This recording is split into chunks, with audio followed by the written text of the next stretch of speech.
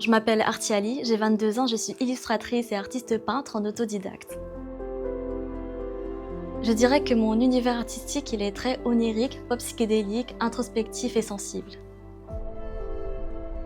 Mon univers se base particulièrement de références sur internet, sur les beaux-arts, que ce soit du Claude Monet impressionniste jusqu'à Takashi Murakami, tout ce qui est animation, manga et l'univers très kawaii aussi.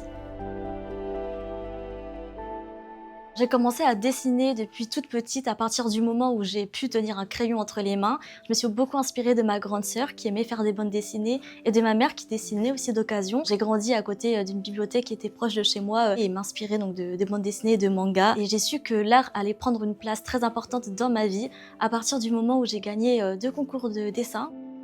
J'ai suivi un parcours classique, puis je me suis rendu compte que l'art me manquait.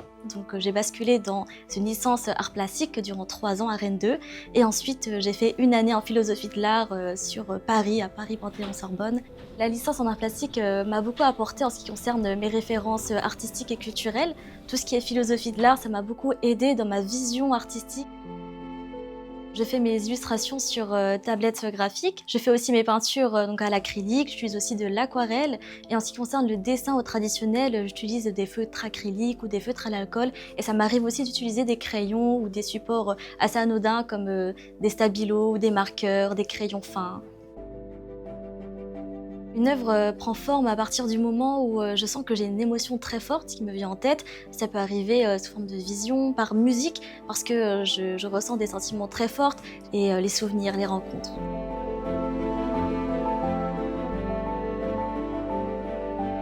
Je joue du piano en autodidacte depuis la primaire. Il y a aussi la danse, le style shuffle dance, le style aussi très contemporain, style K-pop. Et ensuite, il y a la musculation.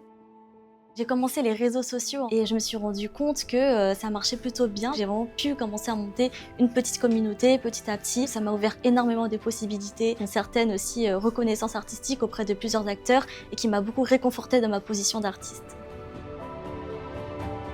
J'ai fait ma première exposition durant ma 2e année en licence d'art plastique en 2023. C'était une exposition individuelle que j'ai montée par moi-même parce que j'avais envie de montrer mes œuvres à ma classe mais aussi à mes proches.